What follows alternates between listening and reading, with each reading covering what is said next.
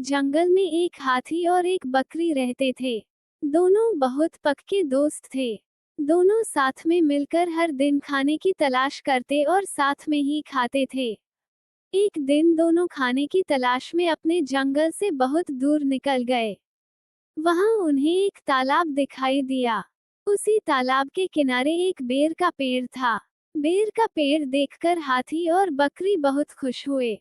वो दोनों बेर के पेड़ के पास गए। फिर हाथी ने अपनी सूंड से बेर के पेड़ को जोर से हिलाया और जमीन पर ढेर सारे पके हुए बेर गिरने लगे।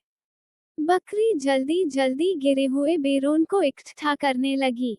संयोगवश उसी बेर के पेड़ पर एक चिड़िया का घोंसला भी था, जिसमें चिड़िया का एक बच्चा सो रहा था और चिड़िया दाने की खोज में कहीं गई हुई थी।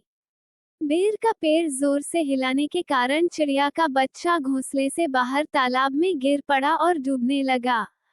चिड़िया के बच्चे को डूबता हुआ देखकर उसे बचाने के लिए बकरी तालाब में कूद गई, लेकिन बकरी को तैरना नहीं आता था। इस वजह से वह भी तालाब में डूबने लगी।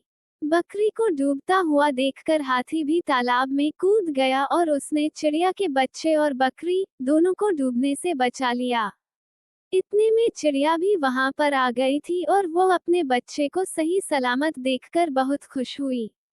उसने हाथी और बकरी को इसी तालाब और बेर के पेड़ के पास रहने के लिए कहा। तब से हाथी और बकरी भी चिड़िया के साथ उस बेर के पेड़ के नीचे रहने लगे। कुछ ही दिनों में चिड़िया का बच्चा बड़ा हो गया। चिड़िया अपने बच्चे के साथ जंगल में घूम कर आती थी और हाथी और बकरी को जंगल में किस पेड़ पर फल लगे हैं, इसकी जानकारी देती थी। इस तरह हाथी, बकरी और चिड़िया मजे में रहते और खाते पीते थे। कहानी से सीख, हमें किसी का बुरा नहीं करना चाहिए। अगर हमारी गलती से किसी को परेशानी होती है, तो उस गलती को सुधारना चाहिए और मनमुटाव दूर करते हुए एक दूसरे की मदद करनी चाहिए।